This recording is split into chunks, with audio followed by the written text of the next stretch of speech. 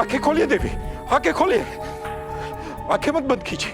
विषघात में नींद वर्जित है देवी, आपका शिव आता ही होगा देवी। शिव आ रहा है ना औषधि लेकर, आप ठीक हो जाएंगी।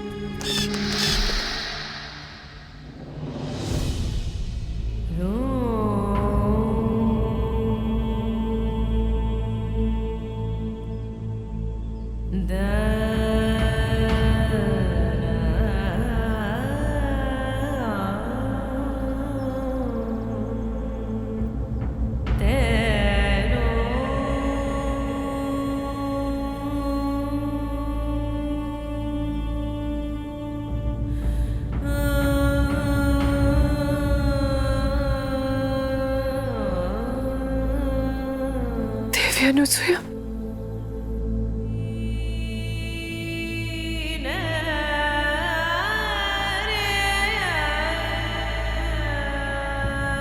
देखने आई है देवी पार्वती कि मैं जीवित हूं या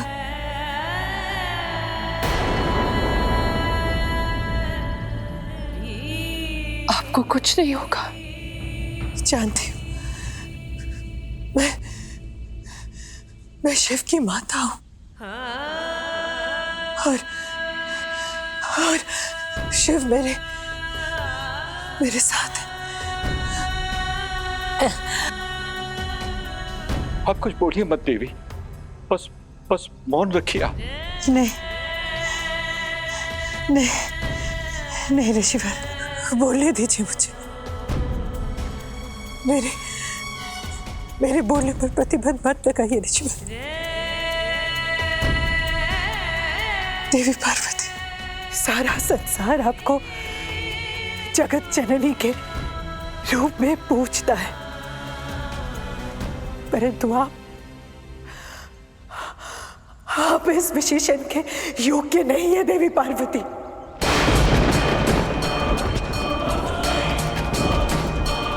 यदि आप सच में जगत जननी होती तो देवी दुर्गा के प्रसाद में विष मिलाकर एक जननी को नहीं देती आप। और ऐसा करके आपने देवी दुर्गा को भी लांछित किया देवी पार्वती। देवी पार्वती, स्मरण रखिएगा, यदि आज मैं मर भी गई तो मेरा बाल शिव आपका महादेव कभी नहीं बनेगा। मेरे मृत्यु के बाद वो मेरे मृतदेह को अपने अंग से लगा कर रखेगा और आपकी छाया को भी स्वयं पर पड़ने नहीं देगा।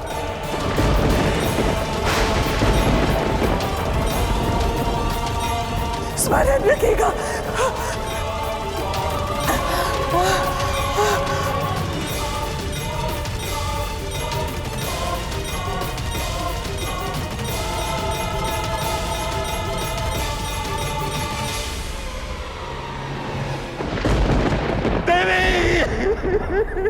देवी अनुसुया,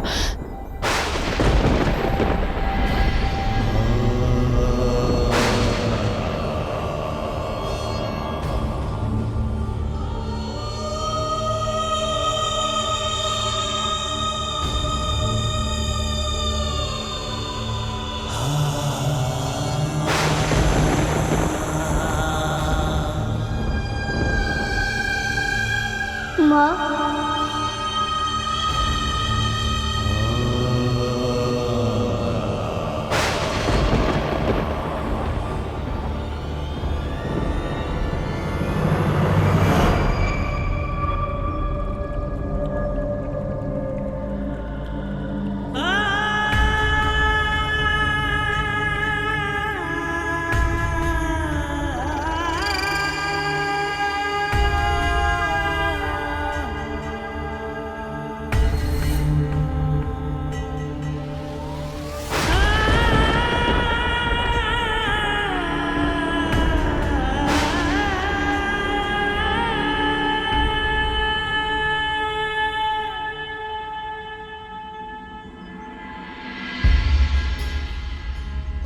आंखें खोलिए माँ।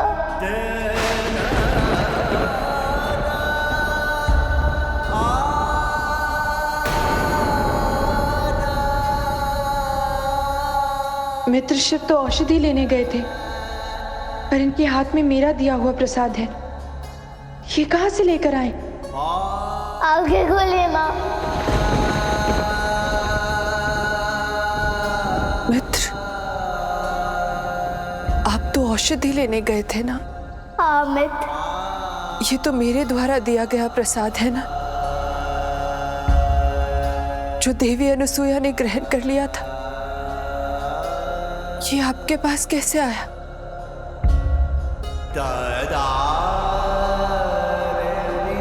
हाँ मित्र, मैंने तो माता को खिला दिया था, तो फिर ये तुम्हारे पास कहाँ से आया? वहीं से मूल जहाँ तुमने इसको रखा था।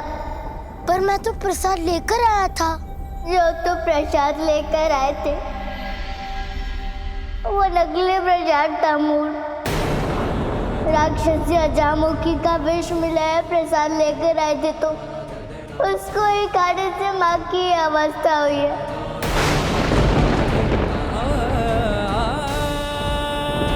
पर तुम्हें कैसे पता चला मित्र? गंधमादन पर्वत पे जब गंधर्व ने बताया कि देवी दुर्गा के प्रसाद में इतनी शक्ति होती है कि कोई उसे विषाक्त कर ही नहीं सकता, तो मैंने अपनी अत्यंत शक्तियों से इस सत्य का पता लगाया और मित्र के दिए असली प्रसाद को लेकर आया। परंतु मेरे आने में विलंब हो गया मूल।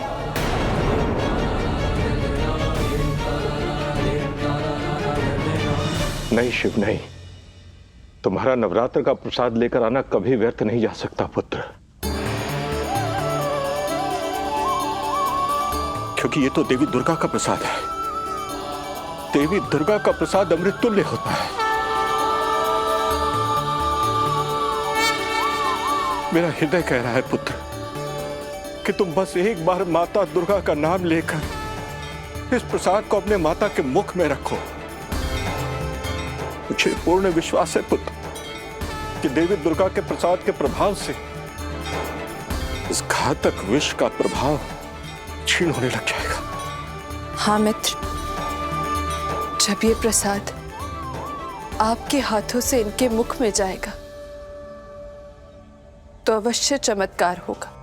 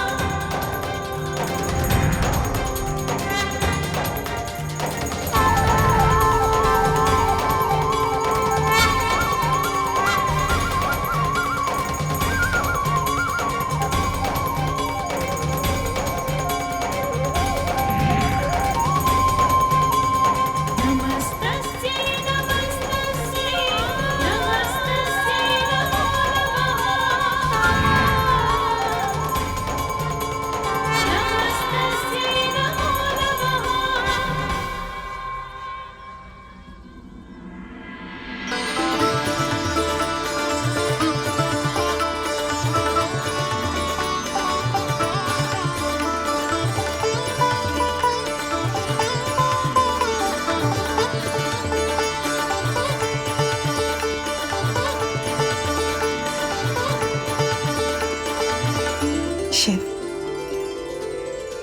अंततः तूने अपनी माँ की प्राण बचा ही लिया।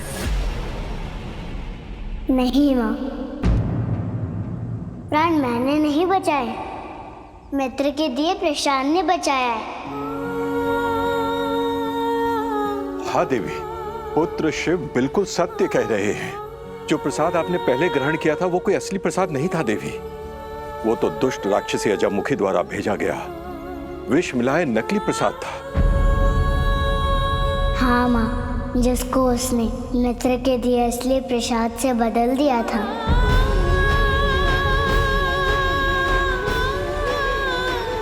और देखिए ना देवी, जैसे ही शिव ने जगत जननी द्वारा भेजा गया असली प्रसाद आपके मुख से लगाया, विषघात समाप्त हो गया। आप पूर्णतः स्वस्थ हो गई देवी।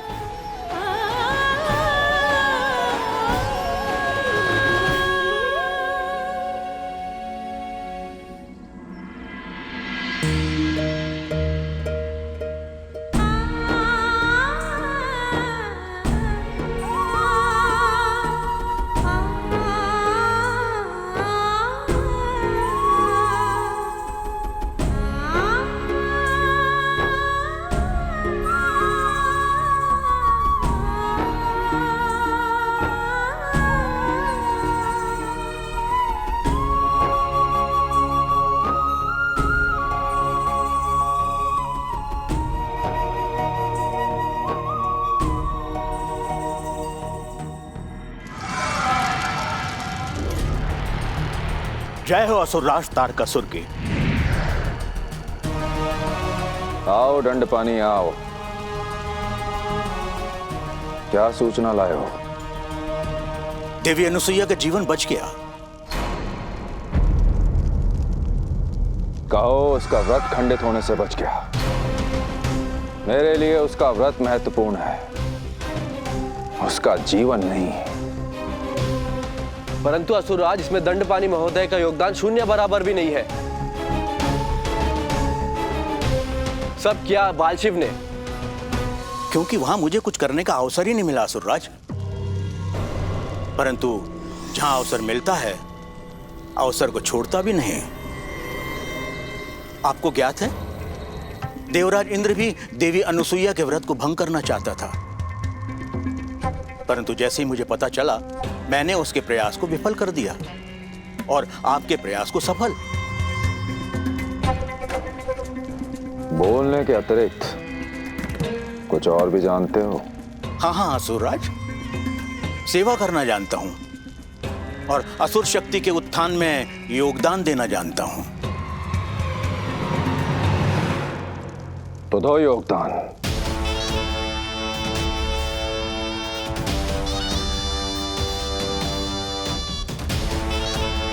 देवी अनसुईया के व्रत को निर्विघ्न पूरा कराने में और उस बाल शिव के व्रत को खंडित कराने में। यदि तुमने ऐसा कर दिया दंडपानी, तो तुम्हारा स्थान मेरे सेवकों में सबसे उच्चतम होगा।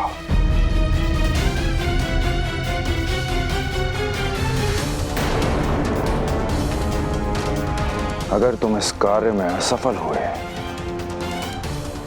तो तुम्हारा स्थान इस संसार से समाप्त हो जाएगा।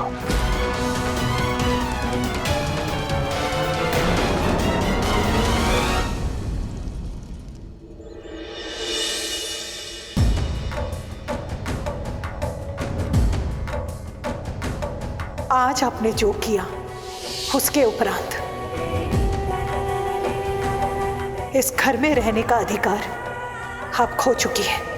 इस घर में अब आपका कोई स्थान नहीं है।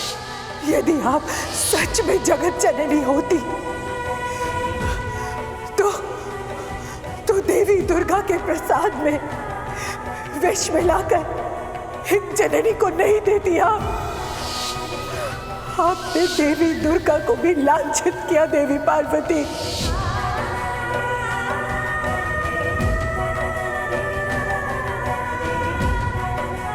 हे देवी दुर्गा, मैंने हर बार देवी पार्वती का अपमान किया है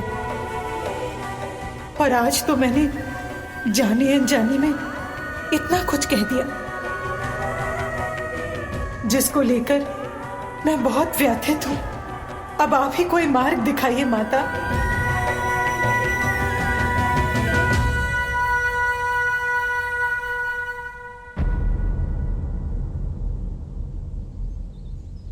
माँ,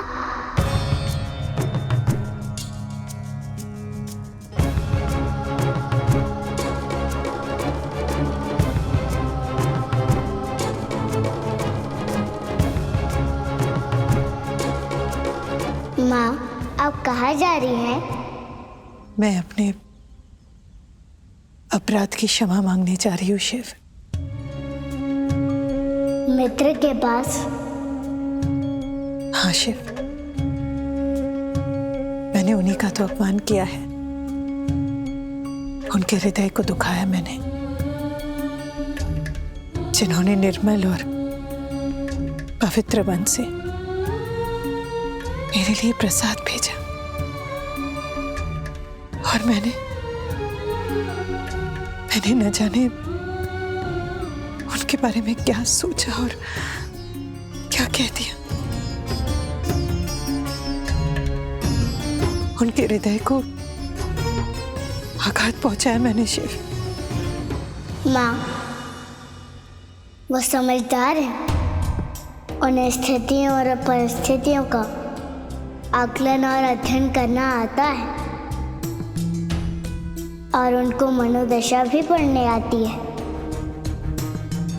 आप निश्चिंत रहिए माँ। नहीं जाऊंगी तो अपराध बोझ से भर जाऊंगी शिव।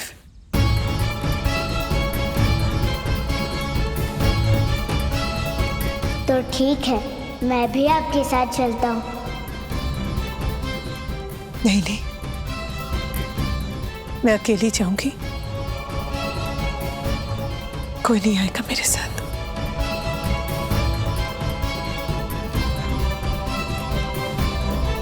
ऋषिवर, आती हूँ।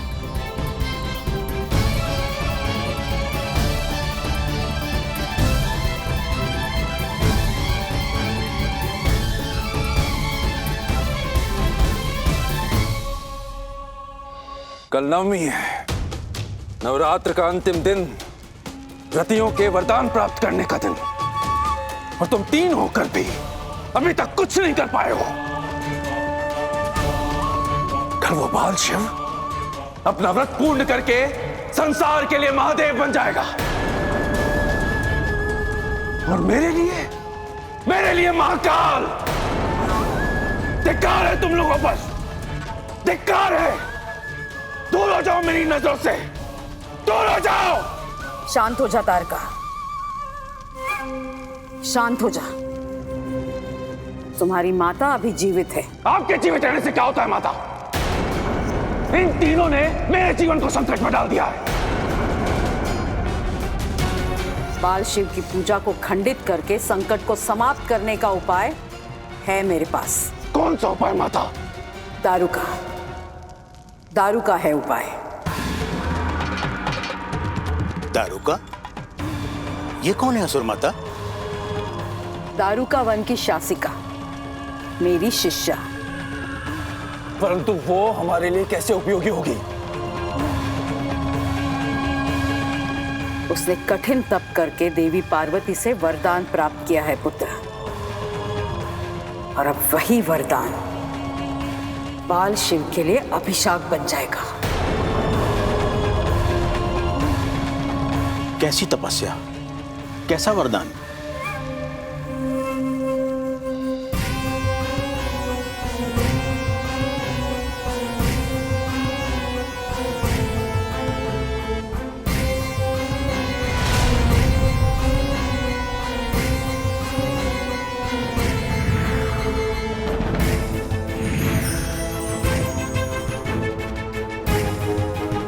दारुका, मैं तुम्हारी तपस्या से प्रसन्न हूं। आंखें खोलो।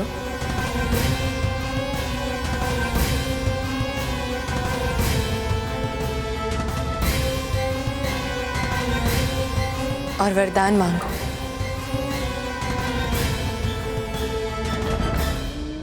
माता, मुझे वरदान दीजिए। मैं जब भी आपको पुकारूं, आप मेरे पास चली आएंगी। अपना सब कुछ छोड़कर मेरी पुकार ही आपकी प्राथमिकता होगी। काल, स्थान, स्थिति सबसे ऊपर, और जब तक मैं आपको लौटने की अनुमति ना दूं, आप मुझे छोड़कर नहीं जाएंगी। तुम मेरी भक्त हो दारुका। और भक्तों की याचना कैसी भी हो, उन्हें पूर्ण करना हमारा दायित्व है। तथास्तु।